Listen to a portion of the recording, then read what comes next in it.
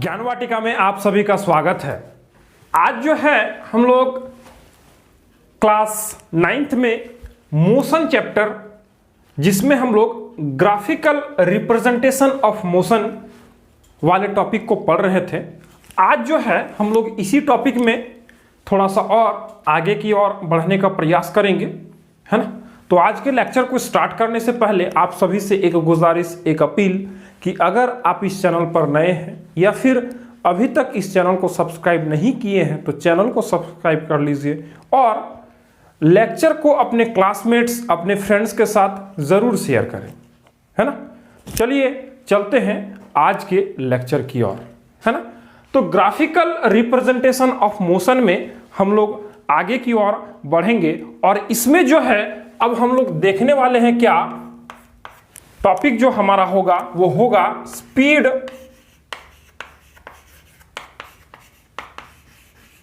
Time graph, और इसको जो है हम लोग वेलोसिटी टाइम ग्राफ के नाम से भी जानते हैं। वेलोसिटी टाइम ग्राफ, है ना। स्पीड टाइम ग्राफ बोलिए या फिर वेलोसिटी टाइम ग्राफ बोलिए, दोनों बात जो है वो बराबर है ना। तो हम लोग जो है स्पीड टाइम ग्राफ यानी वेलोसिटी टाइम ग्राफ को अब इसमें पढ़ने वाले हैं। पिछले लेक्चर में हम लोग ग्राफिकल रिप्रेजेंटेशन ऑफ मोशन में डिस्टेंस टाइम ग्राफ को पढ़े थे और उससे जो है हम लोग किसी बॉडी के स्पीड के बारे में पता लगा सकते थे, means by finding the slope of the distance time graph, है ना। मीन्स डिस्टेंस टाइम ग्राफ के स्लोप को फाइंड आउट करने से हमको जो है उस बॉडी के स्पीड के बारे में पता चलता था, है ना। तो अभी जो है हम लोग पढ़ने जा रहे हैं स्पीड टाइम ग्राफ, है ना। तो अब स्पीड टाइम ग्राफ में जो सबसे पहला हम लोग पढ़ने वाले हैं वो है speed time graph for a constant speed, for a constant speed, है ना। कोई एक बॉडी जो है वो कांस्टेंट स्पीड से चल रहा है ना, तो उसका स्पीड टाइम ग्राफ किस तरह होगा, है ना। तो हम लोग इस स्पीड टाइम ग्राफ को खींचने के लिए क्या करेंगे, तो हम लोग पिछले लेक्चर्स में ये चीज को डिस्कस कर चुके हैं कि टाइम को जो है हम लोग हमेशा एक्स एक्सिस पर लेकर चलेंगे और टाइम के साथ जो एक अदर वेरिएबल होगा जो कि यहाँ पर स्पीड है ना, इसको यहाँ पर वाई एक्सिस पर लेकर चलेंगे, है ना।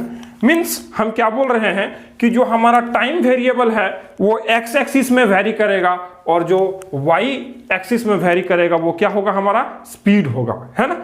टाइम को हम लोग एक्स एक्सिस में वेरी करवाएंगे और स्पीड को जो है वाई एक्सिस पर वेरी करवाएंगे, है ना। तो चलिए चलते हैं, अब जो है हम लोग ग्राफ को कैसे खींचते हैं, ग्राफ को कैसे बनाते हैं उसको देखते हैं, है ना।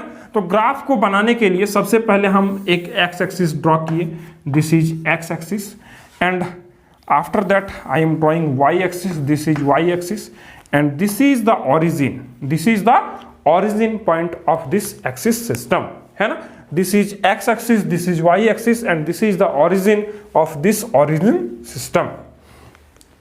जैसा कि हम लोग यहां पर बात कर चुके हैं कि x axis में जो है हमारा टाइम वेरी करेगा, है ना, टाइम, और y axis में जो है हमारा क्या वेरी करेगा, स्पीड, है ना, स्पीड वेरी करेगा, है ना।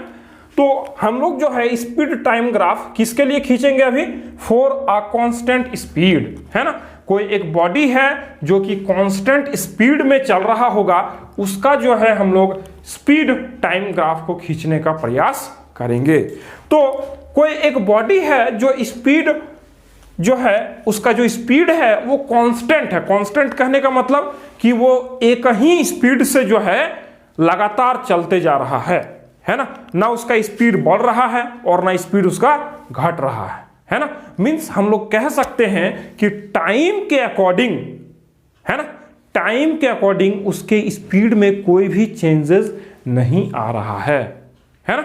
मींस हम टाइम एक्सिस में जैसे जैसे आगे बढ़ेंगे उसके स्पीड में कोई चेंजेस नहीं आने वाला होगा, टाइम के साथ जब स्पीड में वेरिएशन होता है तो उसका जो है ग्राफ कुछ और बनेगा, है ना। लेकिन यहां पर जो है टाइम के साथ स्पीड का जो क्या रिलेशन है वो कांस्टेंट है ना। मींस टाइम बढ़ेगा लेकिन स्पीड जो है वो बढ़ेगा नहीं, है ना। तो टाइम एक्सिस में हम आगे की ओर बढ़ते जाएंगे लेकिन स्पीड जो है वो हमेशा मेरा क्या रहेगा, कांस्टेंट रहेगा, है ना। तो मान लेते हैं कि हम कोई एक गाड़ी को चला रहे हैं जो कि जो है ये स्पीड में चल रहा है और टाइम के साथ जो है वो कोई वेरी नहीं करेगा, तो उसका जो है कुछ ग्राफ इस तरह से बनेगा, देखिए, है ना। Means the graph will be parallel to the time axis, है ना।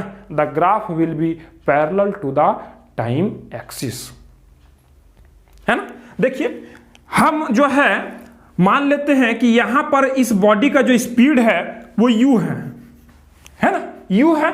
तो देखिए इस पॉइंट पे मींस जीरो टाइम पे उस बॉडी का स्पीड u है, आगे टाइम बढ़ता जा रहा है ना। मींस इस एक्सिस पे टाइम जो है धीरे धीरे इंक्रीज कर रहा है लेकिन स्पीड जो है यहीं का यहीं है, ये इंक्रीज नहीं कर रहा है ना। तो हम इसको क्या बोल रहे हैं, कांस्टेंट स्पीड, है ना। इसको हम क्या बोल रहे हैं, कांस्टेंट स्पीड, कांस्टेंट स्पीड, है ना। और जब हम यहां पर किसी भी पॉइंट से, है ना, किसी भी पॉइंट से जब इस कांस्टेंट स्पीड ग्राफ का जो है किसी भी पॉइंट से जब हम एक परपेंडिकुलर लाइन ड्रॉ करेंगे इस टाइम एक्सिस पर, तो जो हमको फिगर बनेगा, है ना, जो हमारा फिगर बनेगा उसका जो एरिया होगा, है ना, means area covered by that figure will give us what, will give us what. Now we have to calculate that one. Means the area of, let us consider this point is A, B and C and this is D, है ना। Means the area of this figure A, B, C, D, है ना, will give us what? Will give us what? Let us calculate it, है ना। इसको जो है हम लोग कैलकुलेट करके देखते हैं कि ये जो है हम लोगों को क्या देगा, है ना। चलिए चलते हैं। अब देखिए ये जो फिगर बन रहा है ए बी सी डी, ये जो है एक रेक्टेंगुलर फिगर है ना। एक रेक्टेंगल का फिगर बन रहा है। देखिए इसका जो है ये लेंथ है और इसका जो है ये जो है इसका ब्रेथ है और इसका जो है ये लेंथ है। हम लोग ऐसा मान सकते हैं, है ना। तो हम लोग लिख सकते हैं कि रेक्टेंगल का एरिया क्या होता है, L इंटू बी, है ना। Area of rectangle, area of rectangle क्या होता है, L इंटू बी, है ना। तो यहां पर L क्या है, L क्या है, देखिए ए बी और B क्या है, दिस बी सी, है ना, दिस बी सी। तो एरिया ऑफ दिस L, है ना, area of rectangle A B C D, A B C D, है ना, L इंटू बी, है ना, A B into B C, ठीक है। अब देखिए ये ए बी जो है वो किसके बराबर है, सी डी, है ना। A B is equal to C D, है ना। और ये बी सी किसके बराबर है, डी ए का, B C is equal to D A. तो हम लोग बोल सकते हैं कि this side is equal to this side, this side is equal to this side, है ना। तो देखिए व्हाट दिस एडी, है ना, एडी क्या शो कर रहा है, हमारा स्पीड को शो कर रहा है ना। एडी जो है हमारा क्या शो कर रहा है, स्पीड को शो कर रहा है। देखिए ये एक्सिस जो है स्पीड को बता रहा है और ये डीसी क्या शो कर रहा है, हमारा टाइम को शो कर रहा है। This axis shows the time. तो here speed into time will give us what, speed into time will give us what, distance, है ना। means we can say that the area of this figure means the area enclosed by this figure ABCD will give us the distance traveled by that body in this instant of time, in this instant of time, that is point B, है ना। इस instant of time पर, है ना, इस instant of time पर ये body जो है कितना डिस्टेंस को कवर किया होगा उसको जो है हमको ये बताएगा।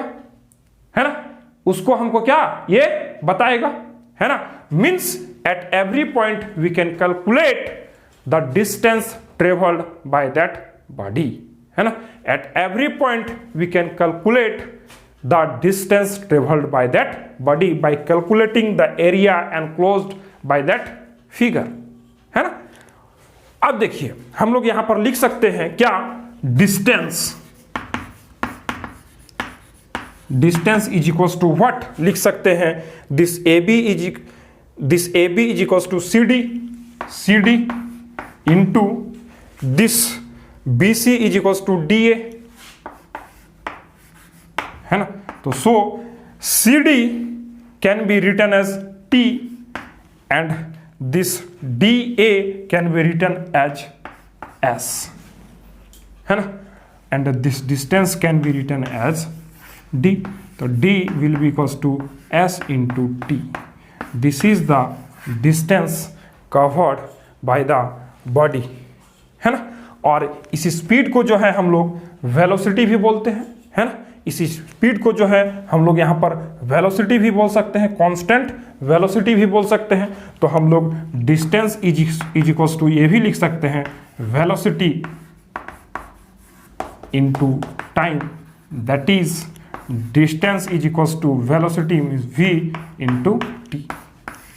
This is the another expression which can be calculated using this graph, है ना, which can be calculated using this graph, है ना। मीन्स हम लोग यहां पर क्या देखें कि स्पीड टाइम ग्राफ में जो एरिया एनक्लोज्ड होगा, है ना, जब हम किसी पॉइंट से एक परपेंडिकुलर ड्रॉ करेंगे और उसके बाद जो वो एरिया एनक्लोज्ड होगा, वो एरिया जो है हमको बताएगा कि distance travelled at that point वो क्या है ना। अब देखिए इस अगला पॉइंट में अगर मान लीजिए इस टाइम पे ये बॉडी कितना डिस्टेंस को ट्रेवल कर चुका होगा, तो यहां से हम जो है इस पे एक परपेंडिकुलर डालेंगे, है ना, इस पॉइंट से एक परपेंडिकुलर यहां पर डाल देंगे, तो ये जो एरिया हो जाएगा, मान लीजिए कि ये E और F, है ना, तो area enclosed bye AEDF will give us the distance traveled in this time in this instant of time by that body, है ना। Means we can calculate the distance traveled by that body which is traveling with a constant speed using this graph at every or at each point of the time. Means we can calculate the distance traveled by that body which is moving with a constant speed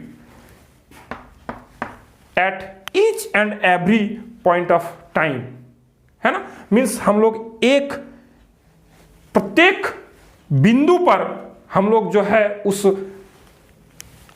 body के द्वारा कितना distance को travel किया गया उसको जो है हम लोग बता सकते हैं, है ना। तो आज के लेक्चर में इतना ही, मिलते हैं फिर आपसे अगले लेक्चर में, है ना। अगर ये लेक्चर आपको अच्छा लगा तो लाइक जरूर करें और लेक्चर को अपने क्लासमेट्स, अपने फ्रेंड्स के साथ शेयर जरूर करें, है ना। तो मिलते हैं आपसे अगले लेक्चर में, तब तक के लिए गुड बाय, टेक केयर।